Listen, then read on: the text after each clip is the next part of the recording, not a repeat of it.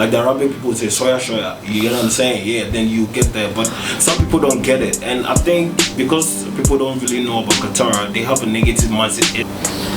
Lights, camera, action. The podcast begin in 3, 2, 1.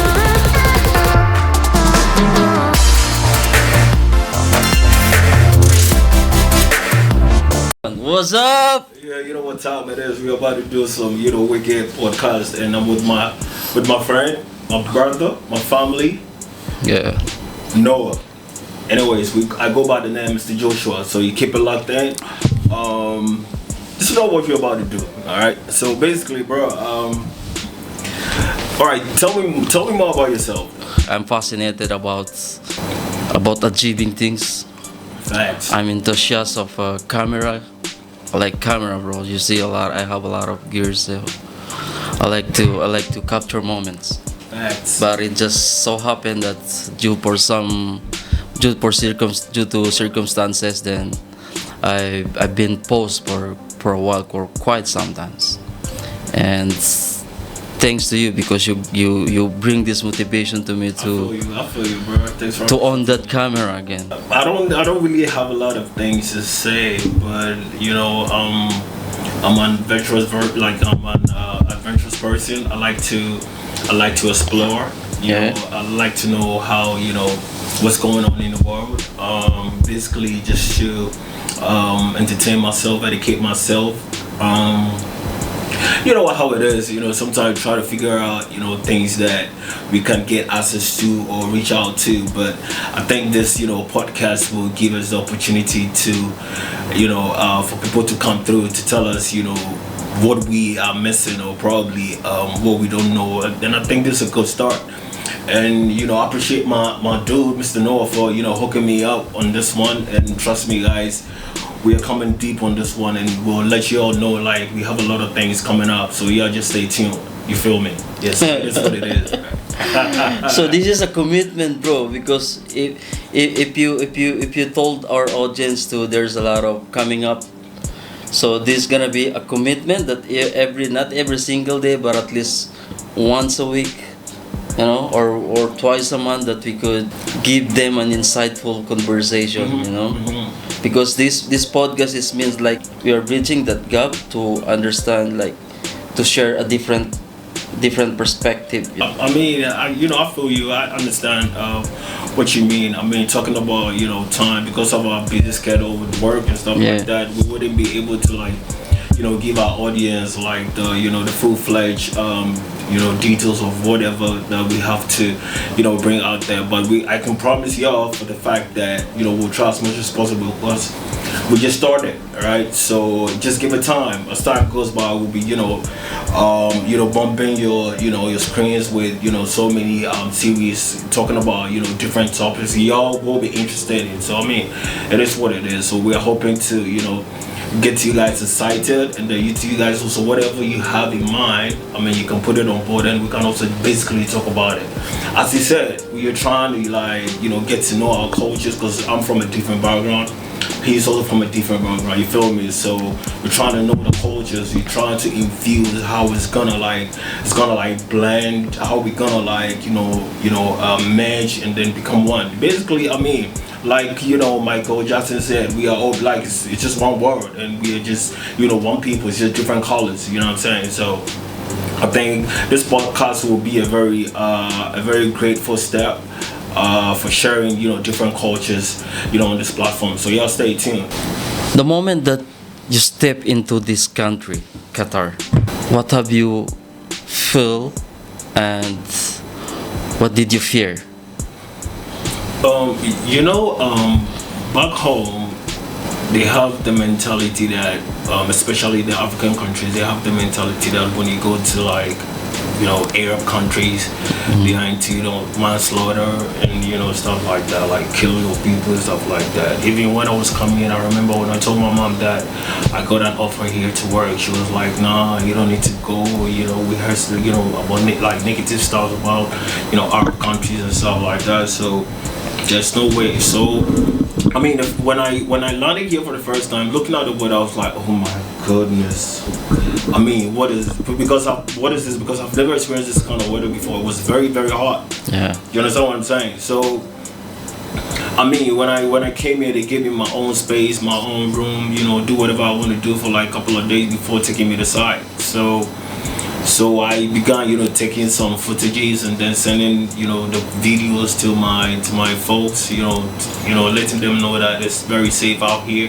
And even the driver who came to pick me up from the airport was like, when we talk about this, like the safest country or one of the peaceful countries you can ever get in the world is Qatar. You know, I was a bit skeptical about it, but as time goes by, I realized that whatever that he told me, you know, was true. And well, I felt weird. I'm not gonna lie, I felt weird, but you know, with time, I realized that, you know, I mean, I came here to hustle. I came here for the stack, so I need to put myself together. You know what I'm saying? So that was the mindset I had. So that was really what, you know, pushed me and then motivated me to, you know, to stay in this country. And for now, I'm like 8 years running. Oh, that's long. Yeah, 8 years running. And I mean, it's been a journey, you know. I mean, just imagine you being a graduate, and then after that, you're not even getting jobs, and you know, a country elsewhere, you know, picked you up and made you the man you are today. I mean, I feel like, you know, I'm very grateful to Qatar for holding me down. If it wasn't for them, I wouldn't even have known like what I would have been, you know, as of now. And I can tell you for the fact that Qatar is a really nice place. It's quiet, it's peaceful. Yeah. I mean, if I don't want to for now do a comparison, but I can tell you for the fact that it's better out here as compared to my home. Though I mean, I cannot refuse my home country. I mean, Ghana it is, and I'm always proud to be, you know, Ghanaian. So I mean, yeah, that basically, you know, that's it. What's up with you though? What about you? Like, how did you feel? What did you go through? What was your experience, and how long have you been here? Oh, you've been here for 8 years, right? Yeah. So that's times 2. Damn. So I've been here for 16 years, bro. Damn. That's quite a long time, and I've been here since I started here since I was 21 years old. And when I came here, I feel like I don't have that fear, because one thing is like, oh, this place are Islamic country, Muslim country, and I'm a Muslim. So that's one thing that I said, I don't feel any fear, but that's my mindset. Because when I came here, I look for a job. I did not came here like I was hired already. Like I need to look for a job. So there is a competition in the market. One thing is like it's not about what did you studied, what is your profession, but one of the variants also is the nationality. In Philippines, I experienced should I say discrimination, because majority in Philippines the populations are mostly Christians. So I am not from capital. I am from the other, we call it province. I believe in Africa they call it county, right? So I came from a province. So from province, when we landed it into capital, and especially you are a Muslim, so I experienced those discrimination. They have a fear. They have this mindset that those Muslims are like, call it terrorists, because of what the media does. You know how funny sometimes, you know, life can be. So how I got into this country was through a friend. Yeah. Shout out to Roger Sassi. Big ups, man. So what happened was he had a connection, right? So I was there one time, and then he called me and was like, yo bro, there's an opportunity, so I'll send you one email ID for you to send your CV, so that I mean they can call us up, and then we'll go for the interview and let's see what's gonna happen. So what happened was he sent me the email ID, so I sent my CV, and then I was called. And the funny thing is, I mean, sometimes I feel like, well, maybe nature has, you know, its reasons for doing certain things. He sent the mail, but it didn't go through. He went to the spam. Yeah, he went to the spam. So I got called, so I called him and I was like, yo, bro, they called me. What's up with you though? Have you been called or something like that? I was like, nah. So he's just waiting for them to call. So I mean, the days got nearer and nearer and nearer until like I think for like 2 days before the interview, I called him up and I was like, bro, what's up? I'm not hearing anything from you. You still got any calls, something like that? He said no. I said, bro, just go to your mail, check your mail, and just let me know what's up. So when he went, he realized that the mail didn't go through. He went to spam. Yeah. Okay, in that time too, it was too late. So he was like, and he's a Jehovah's Witness, right? So the thing is, Jehovah's Witnesses are more into their religion. So if they go to a country and they don't have their religion, they cannot go. Because my friend has been to Malaysia and other, countries, so he knows how the religious, grounds works outside there. So he was like, bro, if I thought about it and I realized that they might not have, Jehovah's Witness fellowship out here. So, I mean, what's the point going? So I told him, okay, no problem. I'll just go for the interview, and whatever happens, I'll update you. So we went for the interview. Actually, I applied for like administrative position, all right, because most of the positions there were like helpers and I think security guards. Yeah. So we're in line. Actually, I got there late, so we're in line. Most of the guys didn't want to. There was this white man there. Most of them didn't want to go to him. So I was like, bro, I need that man. I need to go to this man. So when I went there, the man started interviewing me, asking me, a lot of questions, stuff like that. Talking about my tertiary, degrees and stuff like that. And he was like, I like you. You're very intelligent and all that. But bro, after we did all the the interview, all the guys who went had their visas. I had to stay a year more in Ghana. Yeah. I was like, well, I don't know what's happening, but I mean, I'll give it to God. And that time, the salary that they gave me was a bit less. But the second time that he called me that, you need to, after 1 year, they called me like, you need to come to Qatar. Are you ready? I was like, yeah, I was ready. So they sent me the offer letter. I realized that, everything that happens, there's a reason to it. And I even got more pay than, but than the previous offer that I got. So I mean, I felt like there's time for everything. You don't even have to force it. And the funny thing is, around that time, I processed my passport, and it took a year to process the passport in Ghana. Yeah, it took a year to process the passport. So what happened was, I think during the first week I got the passport. That was like, I think that the following week they called me. Yeah. Okay, by that time, then I had an old passport which already expired, so I had to do a new one, which took time. So after I told them that okay, I've done the new passport, and so if they need to do some changes, then I need to send them the new passport and stuff like this. So I think like everything that happened in my life, sometimes I feel like things that happen in my life have reasons, Yeah, and it happens at the right time. You don't have to force saying things. You know what I'm saying? So eventually, I got my passport. The following week, then they called me. I was like, wow, maybe something happened. They were waiting for me to, like, maybe in the spiritual realm, they were waiting for me to get my passport before they gave me the call. And then boom, and then I came here. My dad didn't even know that I was coming here. He got to know after 3 months. Really? And like, he was mad with it. Like, it was like, how did you even get here? Like he was asking funny questions like, did you use train? Because he was shocked. Initially, I told my mom, look, Mom, I'm a man, you know what I'm saying? And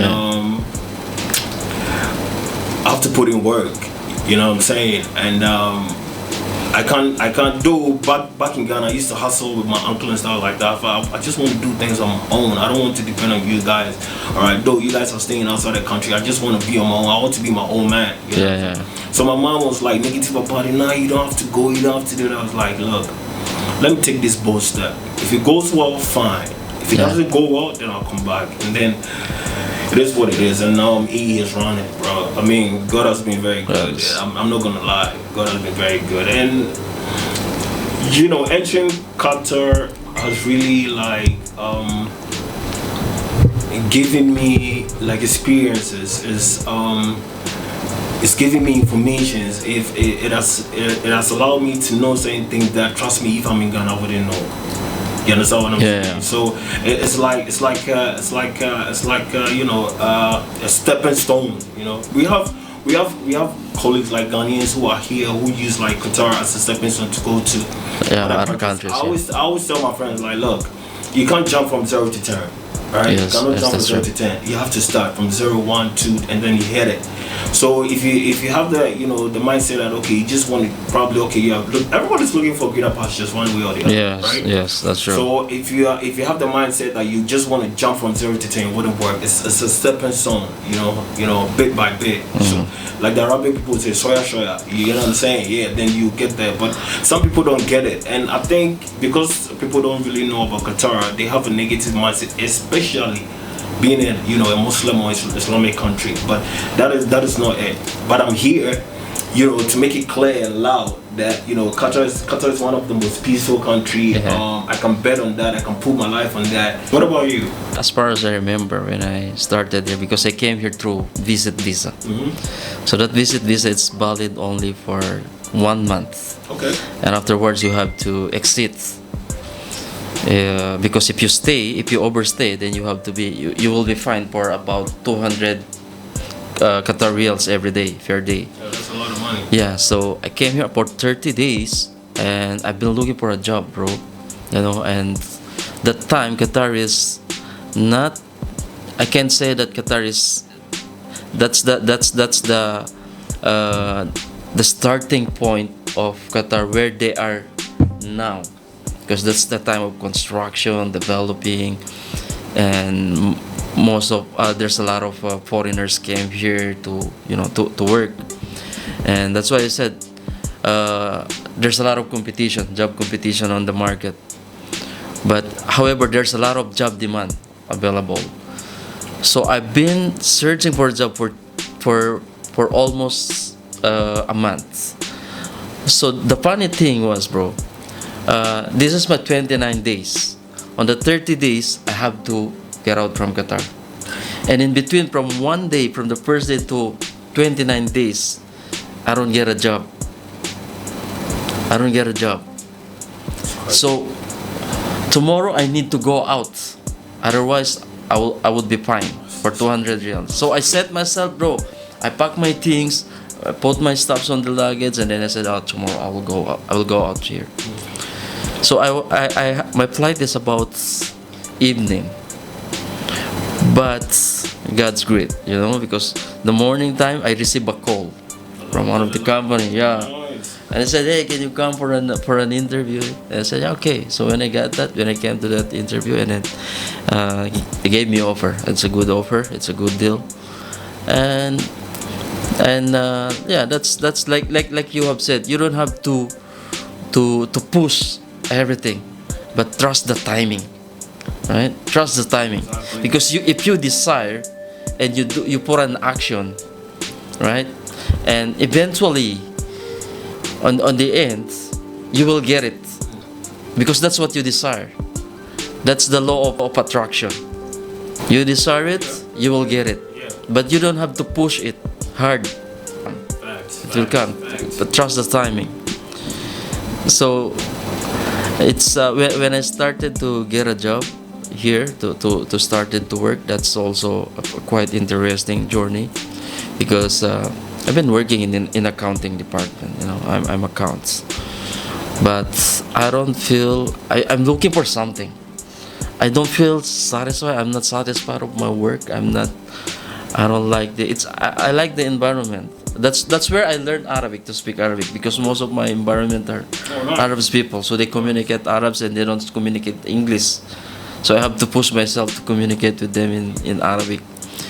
So I feel I struggle with that job. It's not because of, I don't know, but I feel bored. I feel bored on the job.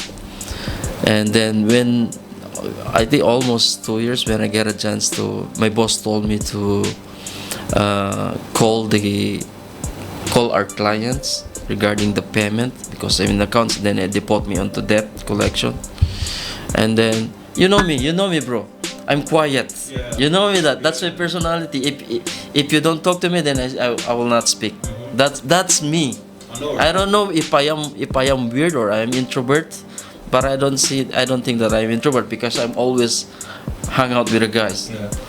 But that's my character. So when I get a chance to talk to one of our client, and I said, hey, this is what I'm looking for. Like I feel like I'm connected. You know, I'm looking for connection, and I said, no, this is I like this the way that I communicate, talking about business, talking about progress, and then I started. I said, I wanted to start like, oh, I think I want to quit from my job. And I quit. I reached that job. I quit that job, and I go back in Philippines to pursue my master's degree. That was a bold step. Yeah, That was a bold step. yeah. So when I pursue my master's degree, then where I develop and I found out what I like and what I love to do the most, and that's like I've told earlier. Like I'm fascinated about of achieving things. Right. Yeah. Right. So that's one of my that's even until now I've been there's a lot of ups and downs in my life, and many times I've told myself, no, throw your dream. I don't need it. You don't need it anymore because you cannot. But if no matter how hard I try to not think of it, but it always popping up to my mind that now I think I need to do it, but I don't need to push it. Right. But I'll just go with the flow, trust the timing. Eventually, it's gonna. One thing I realized about life is when you put in work, you know, God really got you. You know what I'm saying? Because I remember those days back home in Ghana. You know, I used to hustle like, you know, because I had like a lot of things, you know, going on, you know, selling phones, selling building materials and stuff like that, putting in work. And I feel like as a man, if you don't, like generally, like as a human being, if you don't put in work, I mean, God is not gonna favor you. You have to go for the war. All right. It's after the war, that is when you get to like, you know, experience the good side. If you're an idle man and you feel like you don't want to do anything, you feel like okay, green pastures is gonna come to you, then bro, trust me, that is not it. No. At all. That is not it at all. I've seen so many people like that. That if it's for you, then it is for you, right? But I don't believe that idea. No, bro. Like you just sit here and then waiting for the gods. No, it doesn't work that way. It doesn't happen that way. Because what I observe from my side is, you know, like I have like a couple of colleagues, like friends back home. I see them like, you know, putting work, like, you know, sweating, you know, making themselves dirty just for the, you know, for better life. Yeah. Now, you know, by God's grace, all of them are doing well because they put in that, you know, that energy back then. It's like more like you are trying to like grow something. At the initial stage, you wouldn't see any progress, but as time goes by, you know, it keeps growing. You keep nurturing it. It keeps growing. You become a better person. You know how to go about it. Then at the end of the day, boom, you have a plantation. You have the plantation, yes. Exactly. Yeah. So basically, I mean, that's how life has been for me. And day in, day out, I keep exploring. Day in, day out, I keep learning. Day in, day out, I keep like knowing a lot of things. And sometimes I even get surprised. I just sit down in my couch. I'm like, damn, God is good. Yeah, that's I always believe in law of attraction. Why? I read a book.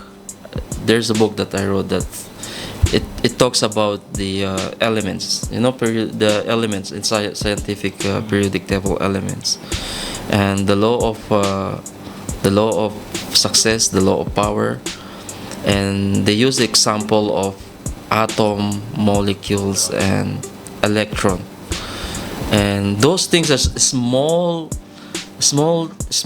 particles, small molecules that they attract each other. A simple explanation that they attract each other, and then that's how it works. You know what I'm saying? Like you just build a positive. You just build yourself into a positive energy because you are magnetic or you are attracting Exactly. a positive. That's facts. And one thing that I'll talk about the law of attraction. When I was when I was a child, I told you, I always I always heard about Africa. It's like a one nation, and when I heard Africa, it's Nigeria. Yeah. Nigeria. You talked about it the last time. I don't know Yeah, other you talked about countries, it the last but time, it's yeah. Nigeria because one thing is I saw in the movies. Mostly it's on Nigeria's. And when you talk about Niger, it's like that's Africa, right? I don't know about those things, but since I was there, bro, I have this attraction in Africa that I said one day I will visit Africa. One day I will come, and not just only the country, bro. Even I told myself that I will marry a dark skin. African. Yeah, Word. not just an African, but a dark skinned woman, and that's African, right? And I don't have an idea how could I meet an African woman, because here in Qatar, yes, it's a different culture, different nationalities, but as an Asian, I cannot mix with this Africans communities because it's like a odd. It's like odd, bro. It's very rare that you will see Filipino mixing with. You get used to it, yeah. you know? So I don't have that. I don't have that access. I don't have that entrance. How could I get this get together with Africa? I know there's an African my colleague, my workmate before, but we are not that close. We're just colleague. We just talk about the work, nothing else, nothing personal. And what I'm saying, the law of attraction there is, I desire, since I was a child, I desire to see Africa. I desire to get along with Africans. I desire to one day I will being a partner African lady, and it happened, bro. Like I've said, trust the timing. That's what I'm saying. Trust the timing. Yeah, that's what I'm saying. Like, I didn't push her. I didn't go to the bar. I didn't go somewhere just to catch a woman, African woman, to ask, hey, you are African. No. It just so happened, bro. And I just. See you, bro. It's real. It's real. You know what I'm saying? So I mean, like, we have we have so many differences when it comes to like our cultures, but sometimes for me I feel like we have to blend more because like we are used to our people being blacks and stuff like that, but for us to be enlightened about different cultures and talking about food, dresses, even countries, I feel like we are supposed to blend and then get to understand how people relate to each other, because back then we had like racism going on. I don't want to go back to the history of Ghana talking about the British and the Portuguese and stuff. Like, I don't want to go there, but I mean, if you even take Americans, like for example, most of them, because of the slave trade, there was a blend, and now most of the people out there in America, you got have black Americans in, but technically their trace is back in Africa. That's it. I feel like exactly. I feel like I don't know if this is true, but I feel like most human beings, or all of us, have this African I'm trying to look forward to describe it, like African blood. The blood, you know what I'm saying, like, because like the roots. Yeah, the roots, exactly. But how the colors came up, we don't even know. But I mean, we have got to probably ask him and all that. But well, I also believe in that, like, because I like books. I read a lot, and because when you read it, like you kind of having an imagination about, especially I like history. I like history of the world. So yeah, I agree that all of the race in this universe, in this world, they have the roots of African.